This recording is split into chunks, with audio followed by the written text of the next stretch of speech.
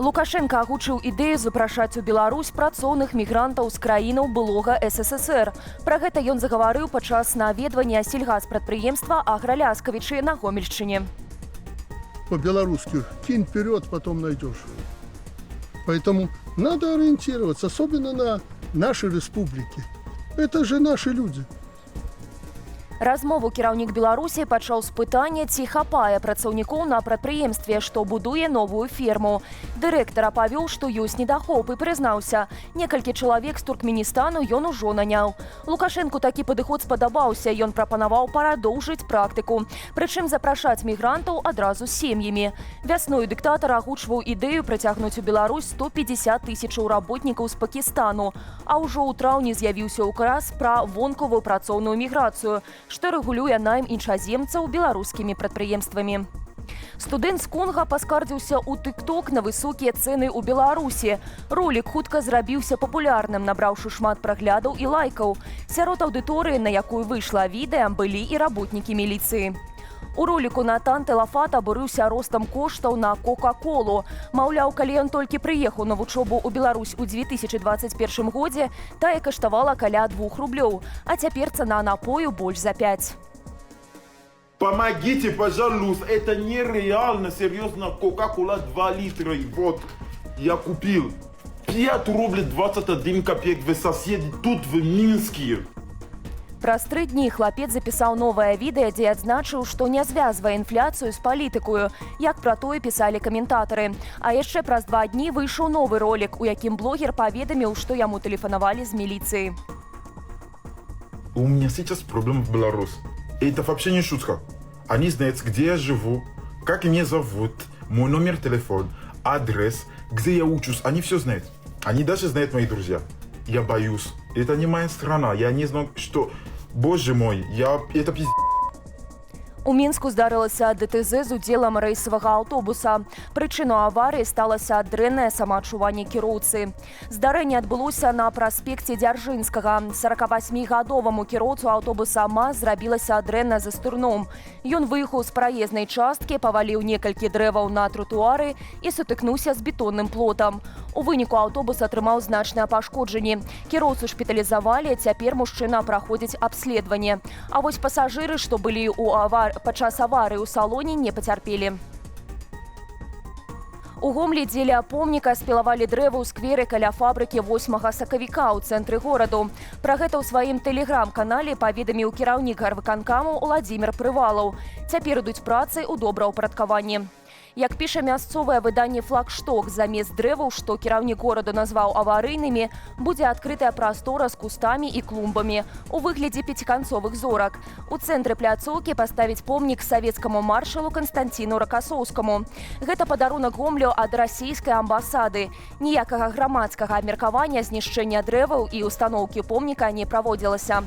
Раней горад наведалі прадстаўнікі расійскага вайскова-гістарычнага таварыства, якія правялі перамовы з кіраўніком Гомельскай вобласці.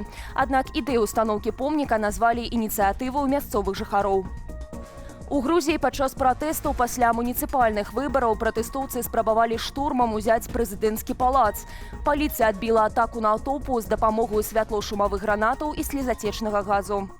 Прэм'ер-міністр краіны Іраклія Кабахідзе ўжо прыгразіў арганізатарам пагромаў пераследам за спробу зрынуць уладу. Паводле ягоных словаў, сёння ўрад можа апазнаць нашмат больш удзельнікаў пратэстаў, чым яшчэ некалькі месяцаў таму, дзякуючы сістэме відэаназірання. Гэта было відавочнае і адкрытае злачынства. Мы зрабілі строгія папярэджанні. Любы гвалт на вуліцах будзе мець наступствы, і закон будзе няўхільна ўжывацца да вінаватых. Пратэсты ўспыхнулі пасля завяршэння муніцыпальных выбараў. Кіроўная партыя «Грузінская мара» ўжо абвясціла сябе пераможцаю. Таксама на чарговы тэрмін пераабраўся мэр Тбілісі і прадстаўнік партыі Каха Каладзе.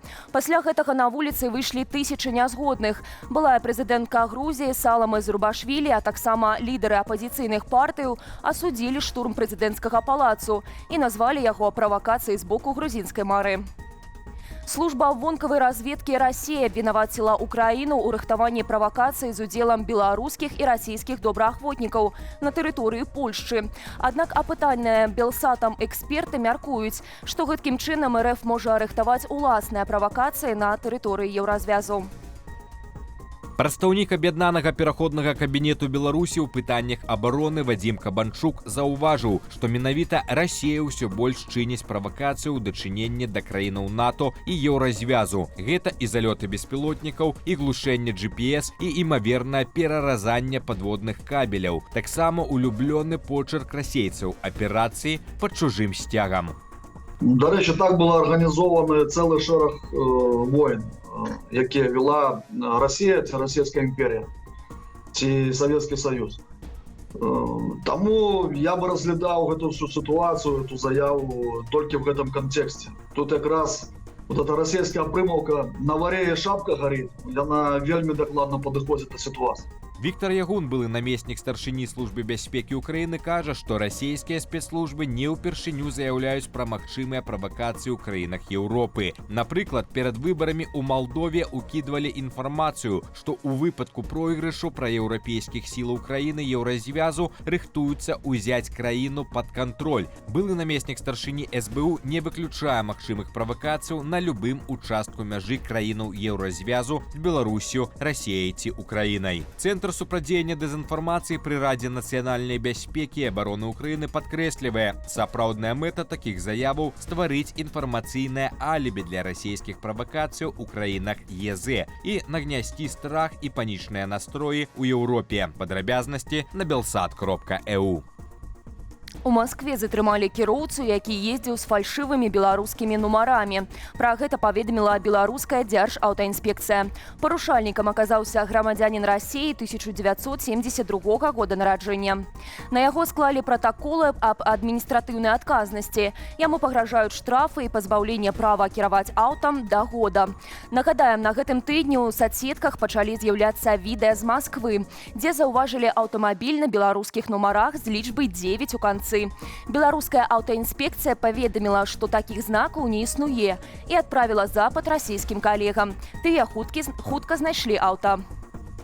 Замест бургераў з Макдоналдсу шаурма. Кампанія Мэсме правяла маштабнае даследаванне найбольш папулярных у беларусаў страваў у грамадскім харчаванні. Пра вынікі апытання піша выданне «Точка».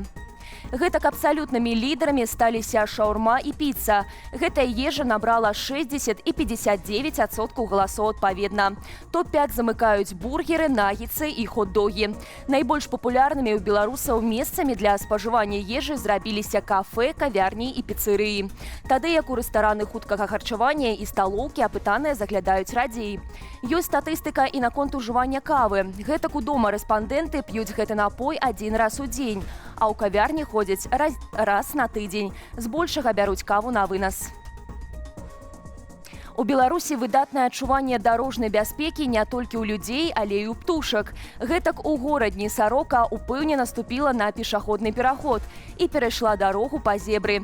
І ўсё гэта перад кіроўцам, які запісаў незвычайную сітуацыю на відэа. Вашай увазе рубрыка «Без каментара».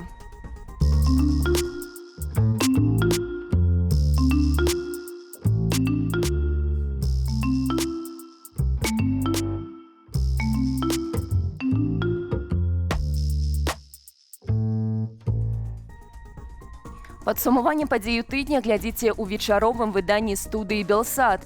Мае калегі абмяркуюць з вайскова-палітычным аглядальнікам Александрам Каваленкам пагрозу для Беларусі быць уцягнутай у вайну Расіі з НАТО. Апавядуць пра новае расследаванне Белполу і падвядуць вынікі візітаў Святланы Ціхановскай у Польшчу і Данію. Я ж на гэтым з вамі развітваюся, беражыце сябе і да сустрэчы ў эфіры.